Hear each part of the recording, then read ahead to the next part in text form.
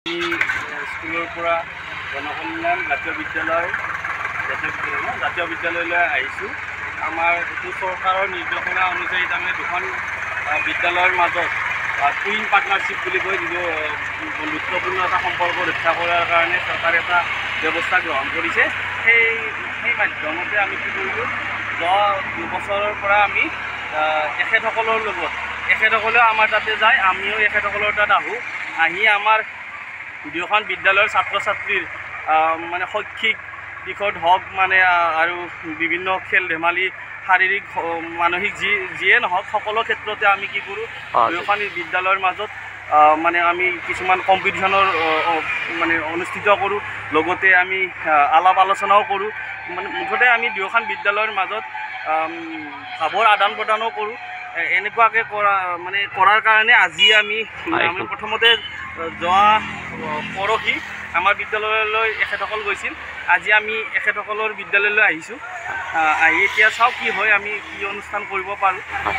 নিৰ্দেশনাটো কোনটো ডিপাৰ্টমেণ্টৰ আছিল, মানে RMS আছিলে নে এইটো নিৰ্দেশনাটো কিহৰ পৰা আহিছিলে এনেকৈ বিদ্যালয়ৰ?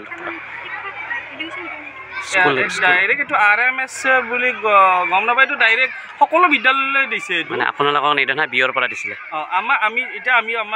আমি হেড ছাৰে আমাক আহিব কৈছে, আমি সেই মাধ্যমত আহিছোঁ। ডাইৰেক্ট নিৰ্দেশনাটো আমি ঠিক গম নাপাওঁ, কাৰণ তাতো কিছুমান টেকনিকেল প্ৰব্লেম আছে। মানে গ্ৰুপত আজিকালি আমি মানে এছিষ্টেণ্ট শিক্ষকখিনি নাই, গতিকে ঠিক গম নাপাওঁ অৰ্ডাৰটো ডাইৰেক্টলি ক'ৰ পৰা আহিছে। স্কুলৰ পৰা জনকল্যাণ জাতীয় বিদ্যালয়লৈ আহিছোঁ। আমাৰ এইটো চৰকাৰৰ নিৰ্দেশনা অনুযায়ী তাৰমানে দুখন বিদ্যালয়ৰ মাজত টুইন পাৰ্টনাৰশ্বিপ বুলি কয়, যিটো বন্ধুত্বপূৰ্ণ এটা সম্পৰ্ক ৰক্ষা কৰাৰ কাৰণে চৰকাৰে এটা ব্যৱস্থা গ্ৰহণ কৰিছে।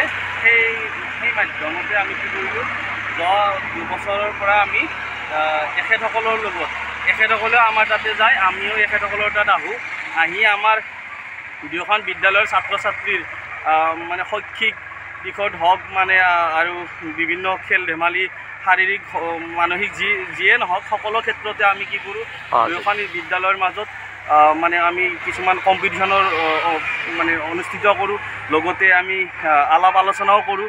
মানে মুঠতে আমি দুয়োখন বিদ্যালয়ৰ মাজত ভাৱৰ আদান প্ৰদানো কৰোঁ। এনেকুৱাকৈ কৰাৰ কাৰণে আজি আমি প্ৰথমতে যোৱা পৰহি আমাৰ বিদ্যালয়লৈ এখেতসকল গৈছিল। আজি আমি এখেতসকলৰ বিদ্যালয়লৈ আহিছোঁ। আহি এতিয়া চাওঁ কি হয়, আমি কি অনুষ্ঠান কৰিব পাৰোঁ। নিৰ্দেশনাটো কোনটো ডিপাৰ্টমেণ্টৰ আছিল, মানে RMS আছিলে নে এইটো নিৰ্দেশনাটো কিহৰ পৰা আহিছিলে এনেকৈ বিদ্যালয়ৰ? ডাইৰেক্ট এইটো RMS বুলি গম নাপায়, এইটো ডাইৰেক্ট সকলো বিদ্যালয়লৈ দিছে। মানে আপোনালোকক নিৰ্দেশনা বিয়ৰ পৰা দিছিলে? আমি হেড ছাৰে আমাক আহিব কৈছে, আমি সেই মাধ্যমত আহিছোঁ। ডাইৰেক্ট নিৰ্দেশনাটো আমি ঠিক গম নাপাওঁ, কাৰণ তাতো কিছুমান টেকনিকেল প্ৰব্লেম আছে। মানে গ্ৰুপত আজিকালি আমি মানে এছিষ্টেণ্ট শিক্ষকখিনি নাই, গতিকে ঠিক গম নাপাওঁ অৰ্ডাৰটো ডাইৰেক্টলি ক'ৰ পৰা আহিছে।